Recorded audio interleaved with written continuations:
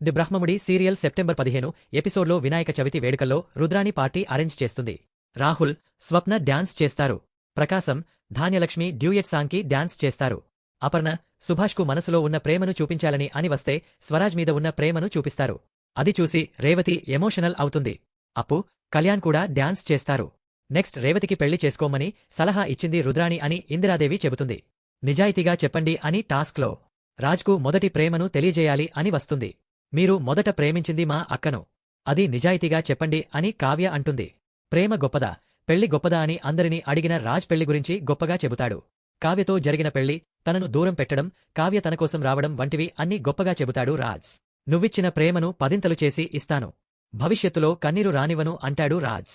ఇంత చేసిన పెళ్లి గొప్పదంటాను అని చెప్తాడు.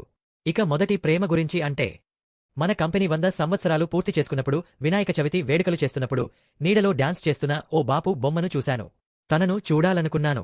తనపైన ప్రేమ కలిగింది. అది ఎవరో వెళ్లి చూడాలనుకున్నా. అప్పుడే డాన్స్ చేస్తున్న స్వప్నను చూశాను అని రాజ్ చెబుతాడు. నువ్వు మనసు పారేసుకుంది నా మీద కాదు. అది నేను కాదు రాజ్. ఆ రోజు నిన్ను ఇంప్రెస్ చేయాలంటే డాన్స్ చేయాలనుకున్నా. దానికి ఒకరి సహాయం తీసుకున్నా. చీకట్లో డాన్స్ చేస్తుంటే అది చూసి నువ్వు మనసు పారేసుకుంది ఎవరినో కాదు, మా కావ్యమీదే. తనే నాకు డాన్స్ నేర్పించింది అని స్వప్న అసలు నిజం చెబుతుంది. అంటే నేను మొదట ప్రేమించింది, మొదటగా పెళ్లి చేసుకుంది నిన్నే అన్నమాట అని కావ్యను హగ్ చేసుకుంటాడు రాజ్. నీ ప్రేమ నిజంగా చాలా గొప్పదిరా. మేమంతా నీకు స్వప్నకు పెళ్లి చేయాలని చూసినా కావ్యతోనే నీ పెళ్లి జరిగింది అని సీతారామయ్య అంటాడు. Wow, super. ఈ రకంగా ఓ నిజం బయటపడింది.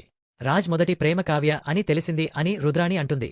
ఇక ఇప్పుడు మిగిలింది మన గెస్ట్ మాత్రమే అని రుద్రాణి అంటుంది. రేవతికి సోలోగా డాన్స్ చేయాలని వస్తే తనకు రాదని చెబుతుంది రేవతి. వెన్నుపోటు పొడవాలనుకుంటున్నారా? తోడుగా నేను చేస్తాను అని రుద్రాణి అంటుంది. వైరల్ సాంగ్కు రుద్రాణి డాన్స్ చేస్తూ చేస్తూ రేవతి ముసుగు తీస్తుంది. రేవతిని చూసి అంతా షాక్ అవుతారు. రేవతి, ఇక్కడ ఏం చేస్తున్నావ్? ఎందుకు వచ్చావ్? రాధలా వేషాలు వేయడం ఏంటి? మీ అమ్మ మాట అంటే లెక్కలేదా? వదినను బాధ పెట్టడానికి వచ్చావా? ఆస్తికోసమా అని రుద్రాణి ప్రశ్నల మీద ప్రశ్నలు వేసి గొడవ చెయ్యాలని చూస్తుంది. అక్కను తీసుకొచ్చింది నేను అని రాజ్ అంటే, సపోర్ట్ చేసింది నేనని కావ్య, ఒప్పుకుందని మేమని కళ్యాణ్, స్వప్న అంటారు. ఓ, మీరంతా కలిసి వదినను మోసం చేయాలనుకుంటున్నారా?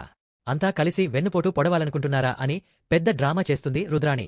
ఇక చాలు, ఆపవే నీ నాటకాలు. రేవతికి పెళ్లి చేసుకోమని సలహా ఇచ్చింది నువ్వు కాదా? చిన్న వయసులో తప్పుడు సలహాలు ఇచ్చింది ఎవరు అని రుద్రాణి బాగోతం బయటపడుతుంది ఇందిరాదేవి. నిజం చెప్పిన అపో. తర్వాత అపర్ణ కాళ్లమీద క్షమించమని రేవతి అడుగుతుంది. అపర్ణ క్షమిస్తుంది. తల్లి కూతుళ్ళు ఇద్దరూ కలిసిపోతారు. అంతా సంతోషంగా ఉంటారు. కావ్యకు పిల్లలు పుట్టరన్న విషయం త్వరగా చెప్పమని అప్పుకు డాక్టర్ చెబుతుంది.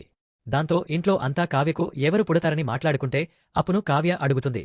నీకు ఎవరూ పుట్టరక్కా అని నిజం చెబుతుంది అప్పు. అక్కడితో షాక్లో అందరూ ఉండగా నేటి బ్రహ్మముడి సీరియల్ ఎపిసోడ్ ముగుస్తుంది.